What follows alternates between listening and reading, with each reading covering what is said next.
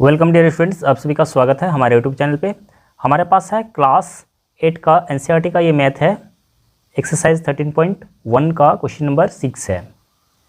इसमें कह रहा है a courier person cycles from a town to a neighbouring suburban area to deliver a parcel to a merchant. एक cycle courier, सामान पहुंचाने वाला जो व्यक्ति होता है, डिलीवरी बॉय जो होता है, वो व्यक्ति है, साइकिल से वो एक पार्सल को टाउन से, शहर से बगल के कस्बे में, सुबर्बन बगल के कस्बे में एक व्यापारी के पास पहुंचाता है।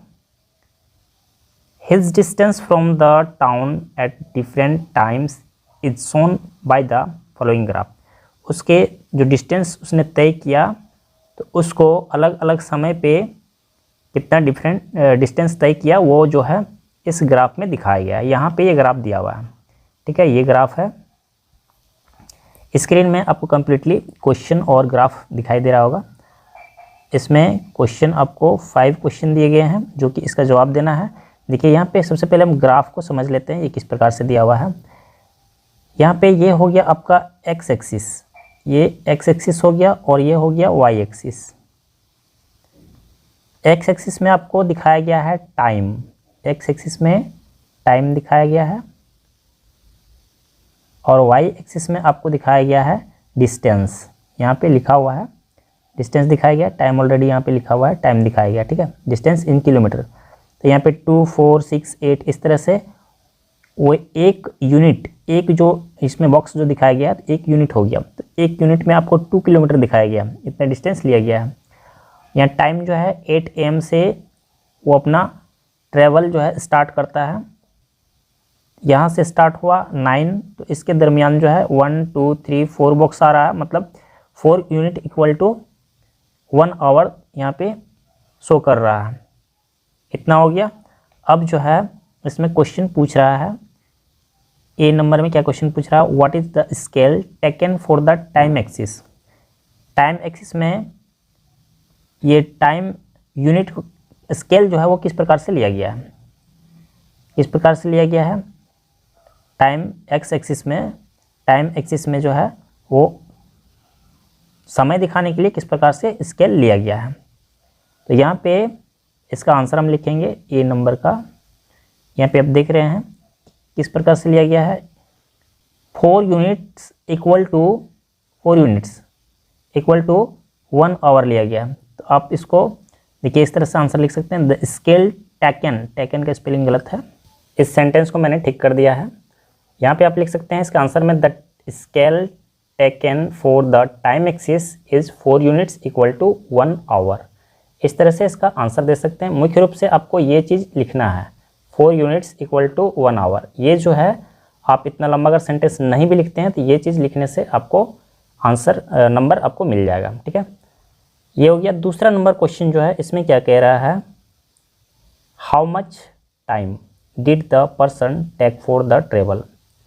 यात्रा करने में उस आदमी ने कितना समय लिया। तो ग्राफ को आप देख सकते हैं कितना समय लिया। 8 बजे से वो चलना शुरू किया है, चलते चलते 9, 10, 11, 11 तक चला, और 12 और 11 के बीच में, 11 और 12 के बीच में, मतलब 11.5 आवर, मतलब 11:30 तक चला। तो इसमें टाइम पूछ रहा है कितना देर तक चला, ठीक है। तो ये हो गया 1, 2, 3 आवर हो गया, और हाफ, 3.5 आवर्स। तो यहाँ पे द पर्सन, ये हो गया आपका बी नंबर का आंसर। यहाँ पे बी लिख देते हैं। और द पर्सन टुक टाइम, कितना टाइम लिया, 3.5 आवर्स फॉर द ट्रेवल। यात्रा के लिए उस व्यक्ति ने 3.5 घंटा का समय लिया। नेक्स्ट पार्ट सी नंबर में पूछ रहा है, इसमें क्वेश्चन दिया गया है, how far is the place of the merchant from the town. Merchant मतलब व्यापारी का जगह जो है, वो जहाँ रहता है उसका घर जो है वो टाउन से कितना दूर है। तो कितना दूर है, यहाँ से चलना शुरू किया था 0 किलोमीटर से, 1 किलोमीटर बतला रहा है हमें। तो ये फाइनली जो है चलते चलते चलते इतना दूर तक गया। टोटल दूरी कितना तय किया, 22 किलोमीटर, तब जाके उस जगह पे पहुंचा जहां मर्चेंट रहता था। इसका मतलब है कि यहाँ पे हमें बतला रहा है किलोमीटर में 22 किलोमीटर। मर्चेंट का जो जगह था, उसका घर जो था वो टाउन से 22 किलोमीटर दूर था, दूर है, ठीक है। तो यहाँ पे इसका आंसर हम लिखेंगे सी नंबर।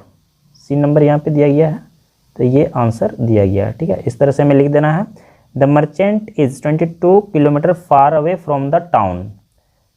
तो यहाँ पे मोस्ट इंपॉर्टेंट है, अब सेंटेंस में लिखें ना लिखें, आपको ये लिखना है 22 किलोमीटर, ठीक है। सेंटेंस में अगर आप लिखते हैं तो ठीक है, और नहीं लिखते हैं तो ये आपको लिखना है 22 किलोमीटर। ये हो गया। उसके बाद डी नंबर में क्या कह रहा है, did the person stop on his way explain. क्या वह व्यक्ति अपने रास्ते में कहीं रुका था। तो देखिए ये ग्राफ जो है ये यहाँ पे आपको हॉरिजॉन्टल बिल्कुल पैरेलल दिख रहा है, ठीक है। ये इस तरह से हॉरिजॉन्टल ये हो गया, इस तरह से इस लाइन को हॉरिजॉन्टल बोला जाता है।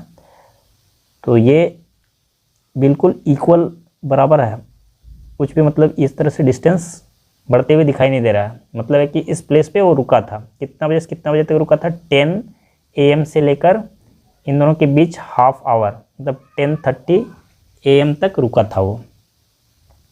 यहाँ पे हमें लिख देना है डी नंबर का ये आंसर हो गया, डी। इसमें लिखा हुआ है एस, सबसे पहले एस दिखाना है, हाँ रुका था। The person stopped on his way from 10 AM to 10:30 AM। वो अपने रास्ते पे रुका हुआ था 10 बजे से 10:30 बजे तक। It is indicated by the horizontal part of the graph.